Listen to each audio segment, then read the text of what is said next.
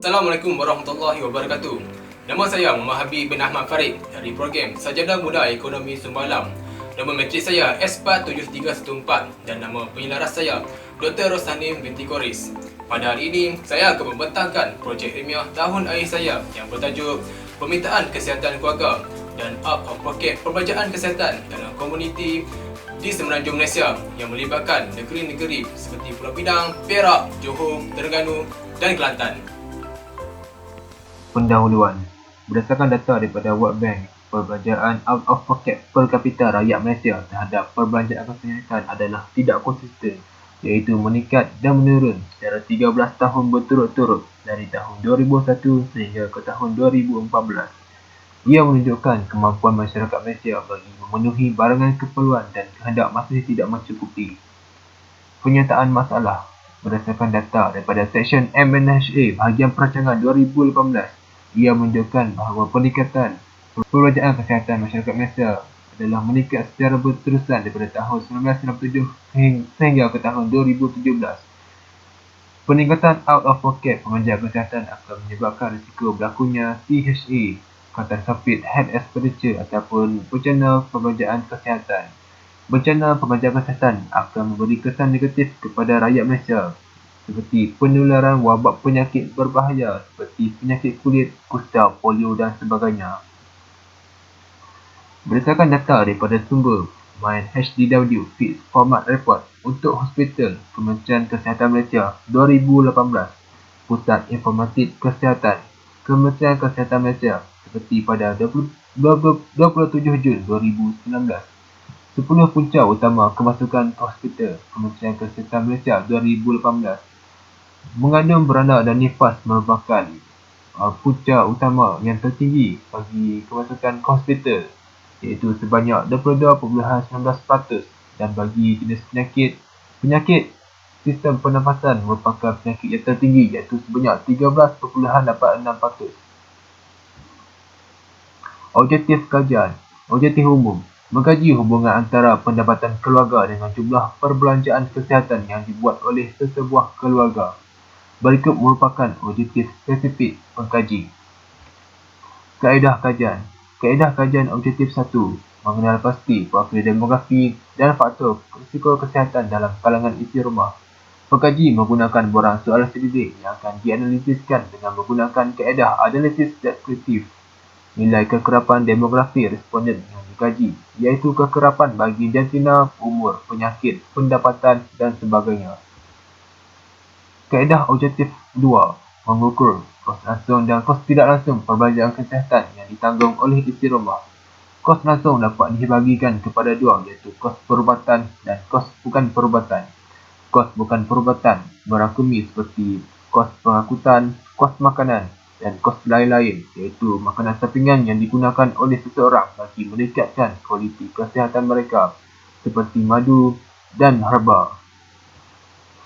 Kos tak langsung terdiri daripada kos masa, termasuklah masa perjalanan, masa menunggu di hospital atau klinik semasa mendapatkan rawatan dan juga bilangan hari yang ditahan di hospital serta hari yang diberikan cuti sakit. Kaedah kajian objektif 3. Menganalisis kelaziman CHE, bencana perbelanjaan kesihatan dalam kalangan isi rumah mengikut profil demografi. Untuk menentukan jumlah CHE, pengkaji perlu mendapatkan dahulu nisbah out of pocket, iaitu perbelanjaan out of pocket dibahagikan dengan CTP, capacity to pay. Capacity to pay merupakan kemampuan seseorang untuk membuat pembayaran bagi melakukan perbelanjaan berdasarkan peratusan perbelanjaan isi rumah oleh Strata Malaysia 2014 oleh laporan bagi kaji selidik perbelanjaan isi rumah 2014-2015. Perbelanjaan isi rumah dapat dibahagikan kepada dua, iaitu perbelanjaan makanan iaitu sebanyak 32.3% dan perbelanjaan bukan makanan sebanyak 67.7%. Masalah CHA dapat dikesan jika jumlah pembayaran kesihatan melebihi ambang 40%, iaitu berdasarkan penetapan dari kajian Steven Biogut 2015. Objektif 4. Menyiasat faktor penentu perbelanjaan kesihatan dalam kalangan isi rumah. Pengkaji menggunakan kaedah analisis regresi linear berganda untuk mengetahui hubungan antara pemboleh ubah bersandar dan pemboleh ubah tidak bersandar, iaitu hubungan antara kos kesihatan pesakit dan faktor-faktor penentu bagi kos tersebut. Dapatan kajian objektif 1, analisis perspektif yang memfokuskan profil sosial demografi dalam kalangan ketua isi rumah setiap isi rumah di Semenanjung Malaysia.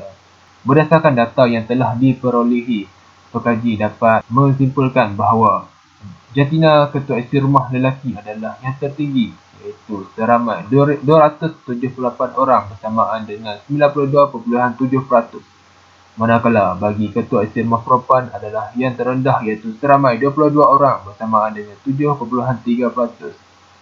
Bagi peringkat umur yang mempunyai jumlah responden yang tertinggi, iaitu di antara 50 hingga 59 tahun, iaitu seramai 116 responden. Analisis deskriptif yang memfokuskan faktor risiko dalam kalangan ketua isi rumah setiap isi rumah di Semenanjung Malaysia. Berdasarkan data yang telah dianalisis, isi rumah yang mempunyai jumlah isi rumah yang tertinggi adalah di antara 2 hingga 3 orang, iaitu seramai 168 orang bersamaan dengan 56%. Bagi pendidikan pula, ketua isi rumah yang mempunyai pengajian tinggi, iaitu sijil ke atas, adalah yang tertinggi, iaitu seramai 143 orang bersamaan dengan 47.7%. Bagi pendapatan isi rumah pula, isi rumah yang mempunyai pendapatan di antara RM1,001 sehingga RM3,000 adalah seramai 108 orang bersamaan dengan 36%. Objektif 2. Kos langsung bagi penjagaan kesihatan adalah sebanyak RM53,363. Kos tidak langsung adalah sebanyak RM139,097,46 dan jumlah kos adalah sebanyak RM192,460,46.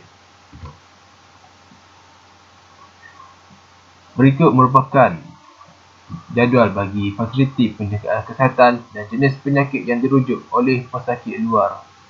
Bagi fasiliti penjagaan kesihatan yang mempunyai jumlah lawatan yang tertinggi adalah di klinik kerajaan, iaitu seramai 266 responden bersamaan dengan 44.3%.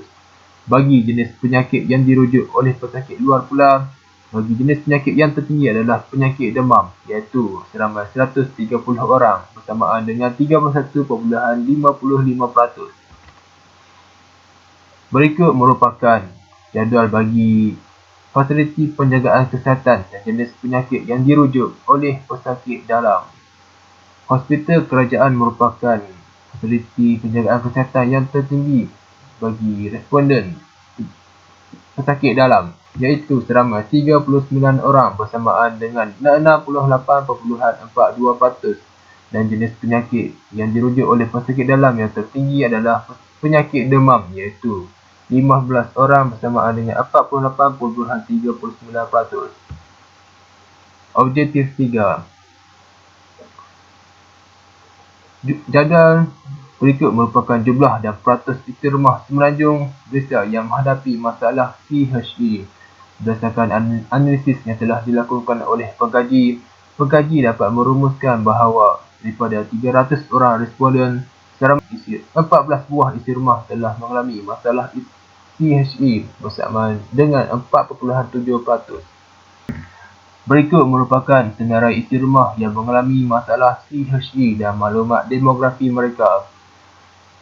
Jantina ketua isi rumah yang tertinggi adalah lelaki, iaitu 13 orang bersamaan dengan 92.9%. Bagi peringkat umur yang tertinggi adalah di antara 50 hingga 59 tahun, iaitu seramai 5 orang bersamaan dengan 35.7%. Bangsa Melayu adalah yang tertinggi, iaitu sebanyak 14 orang daripada jumlah 14 orang responden, iaitu bersamaan dengan 100%. Pendapatan isi rumah yang tertinggi yang mengalami masalah THE di antara 1,001 sehingga 3,000, iaitu seramai 7 orang bersamaan dengan 50%. Objektif 4. Berdasarkan rajah di bawah, pengkaji dapat merumuskan bahawa pendapatan isi rumah, perbelanjaan isi rumah, dami ketua isi rumah perempuan, kekerapan pesakit luar, kekerapan pesakit dalam, penyakit kencing manis mempunyai hubungan dengan kos perbelanjaan kesihatan. Dengan kesemua faktor-faktor tersebut adalah signifikan dengan kos perbelanjaan kesihatan. Kesimpulannya, melalui kajian ini, pengkaji dapat membuktikan bahawa berlakunya masalah THE dalam kalangan isi rumah di Semenanjung Malaysia.